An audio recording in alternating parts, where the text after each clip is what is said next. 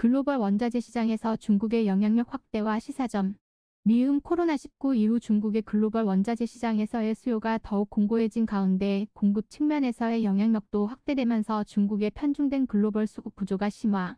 이후 작년 중국의 빠른 경제 성장으로 철광석, 천연가스 등 주요 원자재 수입 규모가 40% 이상 급증하면서 글로벌 원자재 소비에서 중국 비중이 50%를 상회.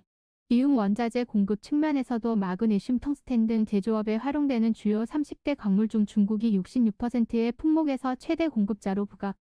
미음 글로벌 원자재 시장에서 중국의 영향력이 확대된 것은 중국 정부가 두 개의 시장과 두 개의 자원 전략의 일환으로 해외 자원 확보 노력을 이어간 데 이어 최근 첨단 산업 자립 정책도 미중 분쟁을 거치면서 대폭 강화된 데 주로 기인. 적극적인 해외 시장 진출을 통해 얻은 자원을 먼저 소모한 뒤 국내 자원은 안보 등을 위해 보호하면서 자국 이익을 극대화하는 전략.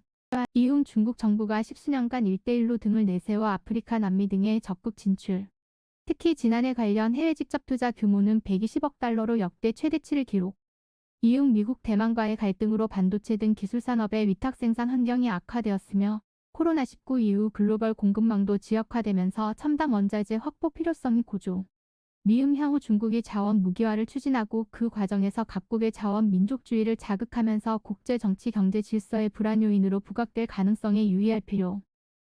이후 중국의 만성적 에너지 부족이 심화되는 상황에서 탈탄소화 정책까지 가세하면서 니켈 등 신규로 소요되는 원자재 확보에 총력을 기울일 전망. 이후 중국이 기업 대형화 및 규제 완화 등을 통해 영향력을 확대. 특히 열세인 반도체 대응을 위해 히토류 등 여타 광물 공급을 제한하고 가격 결정력도 높일 가능성. 이후 최근 코로나 팬데믹으로 경기 불확실성이 커지면서 과거 사례와 같이 자원 국수주의 및 진영 갈등을 초래하는 현상이 뚜렷. 향후 자원 관련 분쟁이 지정학적 리스크로 전이되는 현상이 빈번해질 소지.